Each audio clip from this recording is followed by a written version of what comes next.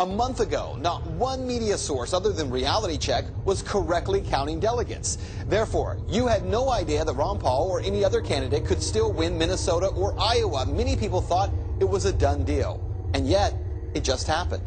And that's why the fight in the Republican ranks is not over. Every state with unbound delegates is now a battleground for those delegates. And that is Reality Check. Ron Paul came in dead last in Louisiana, even though he came in 4th out of 4 in Louisiana. When Louisiana sends its delegates to the convention in Tampa this summer, Louisiana will retroactively become a dead heat between him and Mitt Romney. It's looking like right now maybe 19 delegates for Mitt Romney and 17 for Ron Paul. Rick Santorum, who's now out of the race, will still have the remaining 10 that he got that March night. But Ron Paul supporters overwhelmingly dominated the Louisiana caucuses this past weekend. Almost 3/4 of the Republicans elected at the caucuses in Louisiana say they support Ron Paul for president. I'm not going to lie to you. It would be fun to watch Ron Paul win it in Iowa this year. It would make pundits' heads explode everywhere, right? But because what he'd be winning is the Republican caucuses in Iowa, that result would also mean roughly nothing to the rest of the presidential race. The real danger is if he wins Iowa, let me just say this, if he wins Iowa, I think it discredits the Iowa caucus as the way Pat Robertson's You can't win. You can't win. The Ron Paul people are not going to like my saying this, but to a certain degree it will discredit the Iowa caucuses because, rightly or wrongly, I think most of the Republican establishment thinks he's not going to end up as the nominee, so therefore Iowa won't count. By the way, Ron Paul cannot get elected. I'm sorry to tell you.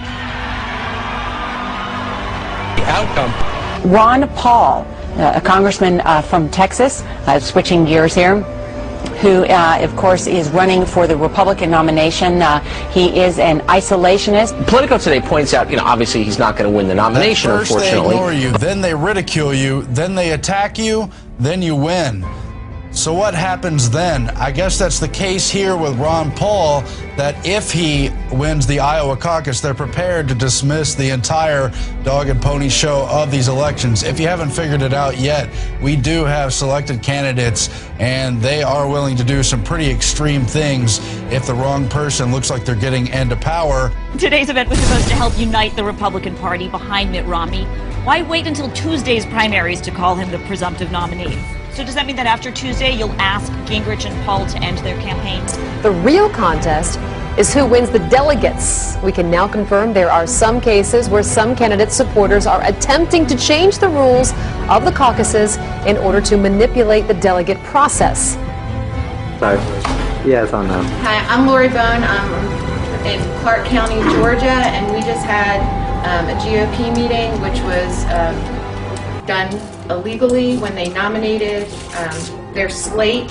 They did not allow for discussion. They did not allow a 2/3 vote. They adjourned the meeting without a vote. They ignored calls from the audience for a division. They ignored calls for a standing count. Take a look. So no videos allowed, but with cell phones in hand, a lot of audio was recorded. Eugene Dokes from the Missouri GOP is speaking in this audio we're going to share with you. He was the temporary chairman whose job it is to carry out the nomination and the approval of an official caucus chairman. I hereby appoint Benny Haney the chairman, Cheryl Bates, Jeff Frontier, Chris Sumner.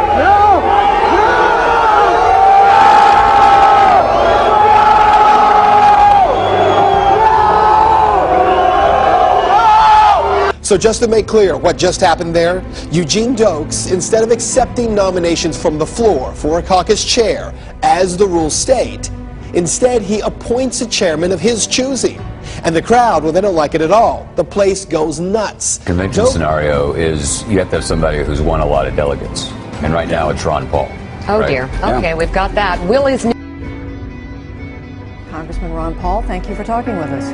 Be with you much more so than I do because, if you look at my foreign policy, nobody's coming close, although they're getting more sympathetic. I want to bring all the troops home. When it comes to personal liberties and what's going on at our airports, I don't like the Patriot Act, and they tend to support the Patriot Act. When it comes to monetary policy, they try to avoid it. Yet money is one half of all our transactions. We're in a mess, so I concentrate a whole lot on the Federal Reserve and monetary policy.